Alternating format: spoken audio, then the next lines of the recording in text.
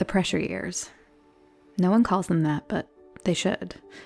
No one tells you that's what they are while you're in them, but you feel it. A shift, a weight, the slow tightening of an invisible thread. It starts with a question. What do you want to be when you grow up? You're 6, so you say something impossible. Astronaut, pop star, dolphin trainer. People smile. They call it ambition. You're 16 and the question stays the same. But now the answers are graded. The stakes are real, and somehow between learning how to parallel park and figuring out why your face keeps betraying you, you're expected to choose a future you won't regret. Then come the other questions. Where are you going to college? What's the plan after that? Are you dating anyone? No one truly cares about the answer, but you do, because you don't have one. And just like that, the clock starts ticking. There's no ceremony, no official start date, just the slow, creeping weight of expectation.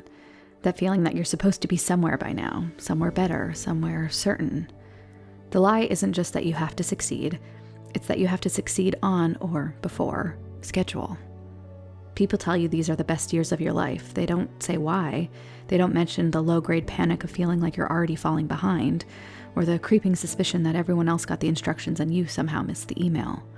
Instead, they hand you a timeline, the invisible checklist, the myth that tells you you're supposed to know yourself in your teens, build something in your 20s, have it all by your 30s. That success, whatever that means, comes with a deadline. That if you're not where you're supposed to be, you've already failed. But who decides where you're supposed to be? Who made this timeline? And why does no one ever seem to question it? The pressure years are real. The pressure to know, to prove, to have it all. But they're built on a myth, one that convinces you life is a race, time is running out, and if you don't hurry up, you'll never catch up. The finish line? That's the lie. And still, most of us sprint. But what if you were never behind to begin with? The teens. They don't tell you it starts this early. The pressure, I mean. It begins so quietly you almost miss it. A question here, a suggestion there. Little nudges disguised as encouragement. What do you want to be when you grow up stops being cute, and then suddenly you're 16 and the question doesn't land the same way. It gets heavier, stickier. The room doesn't fill with warm smiles when you answer. Instead, there's a pause. A quick, expectant silence. Well, you need to do something practical. That's a tough industry, you know. You just need a plan. At 16, you need permission to literally do anything. Go to the bathroom, cross the street, be a person in the world, but now you're expected to chart your entire future with confidence and clarity. With no margin for error, of course. You're not just expected to know who you are, you're expected to pick a direction and start becoming someone worth clapping for, all while also juggling puberty, geometry, and the emotional minefield of being a teenager. So, you try. You pick something that sounds right in a sentence. You learn how to smile and say it like you mean it. You try to act like you're sure, even when you're not. Especially when you're not. And once you pick, you'd better hope you got it right. And underneath it all, there's the quiet panic of permanence. That this choice, this version of you, is going to stick. Forever. That the music you love now will always be the music. That your high school friends will be there for every major milestone. That you will definitely never, ever turn into your parents. I'm 38. I listen to music I used to make fun of. I have exactly one friend from high school that I still talk to, which is impossible to imagine in your teens when your friends feel like permanent limbs. And last week I caught myself saying, I just think it's a nice neighborhood, which is something I once swore I'd never care about.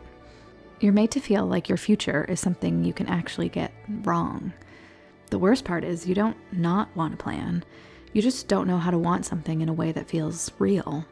And so, you make choices like they're final. Pick the right school, pick the right career, pick the right person. Your first love should be epic. Your friendship should be forever.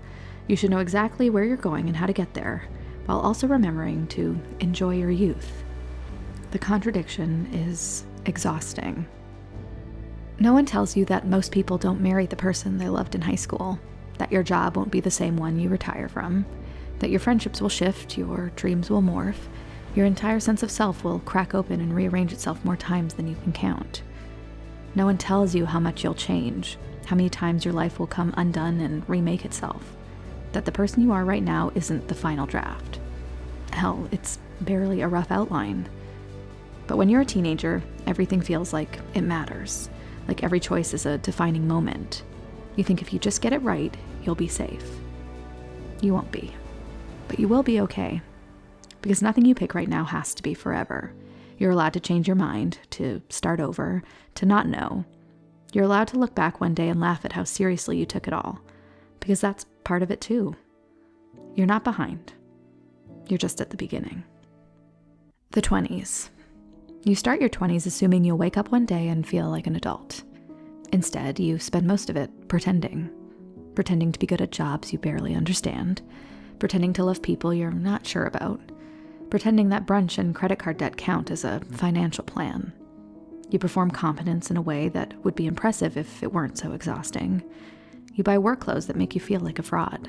You fake enthusiasm in meetings. You walk with purpose through office hallways even though you're just going to the bathroom. And then there's the pressure. Not just to know who you are, but to prove it. You should have a 5-year plan, a serious relationship, a skincare routine that prevents future regret. People your age are getting promoted, engaged, buying houses. Meanwhile, you're Googling, how long can you keep chicken in the fridge before you die? But you don't talk about that. Instead, you curate. You post the good parts, the brunches, the vacations, the career moves that sound better than they actually are. You make your life look intentional. You say things like, things are going really well for me right now, while quietly wondering if this is actually supposed to feel good. And the irony? Everyone else is doing the same thing. You're all faking competence at the same time in different fonts. At some point, the cracks start to show. You start measuring success in new ways. Not by how far you've come, but by how far you've fallen behind. Who's married, who's having kids, who has financial security, a phrase you should understand by now but don't. For me, it was a decade spent chasing a version of success that didn't belong to me. I gave up my life to other people. Literally. I spent my 20s as a personal assistant, handing over my time, my energy, my identity for a career built on promises that were never kept. I kept rushing to prove myself for a life I can now see I wasn't remotely ready for. And then my 30s arrived, and I realized I was exactly where I started. Except now, my 20s were gone. At some point, it starts to hit you. The math isn't adding up. You were told that by 25, you'd be settled, thriving, ahead of the game. Instead, 25 comes and goes, and you still feel like you're waiting for something to start. But no one ever told you, this is it. The figuring it out part isn't a phase, it's life. And yet you keep playing the part because everyone else is too. Until, eventually, exhaustion replaces ambition. You start to wonder, who am I actually trying to convince? And what if I don't even want the life I've been working so hard to prove I have? The 30s. No one tells you that the pressure doesn't let up in your 30s. It just stops performing. It trades its megaphone for a measuring stick. Less, where are you headed? More, why aren't you there yet? By now, the world assumes you've arrived, not because you have, but because the grace period is over. This is the decade where the timeline starts pretending to be your personality. You're supposed to be stable, secure, sure. A job that sounds good in conversation, a relationship that looks good in photos, a kitchen with matching dishware and a drawer full of takeout menus you're slightly embarrassed to own. A life that looks good in the kind of way that doesn't even try anymore. Effortless, settled. No one asks, are you happy? They ask where you're living, who you're with, what you're doing now. The questions are polite, the expectations aren't. And suddenly, everything feels like a referendum. If you're single, it must mean something. If you're partnered, you're expected to turn it into something. If you're childless, you're running out of time. If you have kids, you'd better make them your entire identity, but not in a way that's annoying. If you're changing careers, you're lost. If you're staying put, you're stuck. If you're resting, you're lazy. If you're striving, you're never satisfied. There's no right answer, only the sense that you should have one by now. But there's still this quiet ache underneath it all. Not panic, just a lingering hum that shows up in traffic, at dinner parties, when you catch your own reflection on a Zoom call and wonder, is that really me? And sure, you've stopped performing in the same way. You don't care about looking impressive anymore. You just don't want to look like you've fallen behind. The comparison is quieter now, but it cuts deeper. It's not about strangers with glossy lives online. It's your actual friends, the ones getting promoted, getting married, getting pregnant on purpose, the ones who know what to do with their tax returns and talk about refinancing like it's foreplay. For me, it didn't come in a single moment. It crept in through the cracks, just gradually, quietly. I stopped replying to texts out of guilt. I stopped showing up for people who never asked me how I was doing. I stopped saying yes just to feel needed. And in that space, I started noticing how much of my life had been shaped around proving I was worth keeping. How many friendships I'd maintained just because they'd been around a long time. How much energy I spent trying to look like I was thriving. How many of my decisions were made for a version of myself I didn't even like. There's pressure, still, but it's not to prove anymore. It's to sustain, to manage, to hold it together. But now it's internal. It's personal. It's about deciding whether to stay in the life you've built, even if that life no longer fits. Because maybe the point of your 30s isn't arriving. Maybe it's noticing where you actually are, and realizing you don't need to stay just because you've unpacked. You can love people and still outgrow the version of yourself who loved them. You can mourn a dream and still admit you never really wanted it. You can build something beautiful and still say, "This isn't mine." That's not failure. That's clarity. You're still not sure where you're going. You just finally stopped pretending this was it. The pressure years. No one tells you when they end. There's no final boss, no surprise party for functional adulthood. Just a slow shift, barely noticeable at first, when the questions start sounding less like check-ins and more like verdicts. At 6, what do you want to be? At 16, where are you going to college? At 26, what's next? At 36, are you happy? The questions keep coming. The stakes just change. And eventually you realize there was never a right answer, but that doesn't stop you from trying to come up with one anyway. Because by now you've seen enough lives take shape. You've watched people settle down, change course, burn out, rebrand.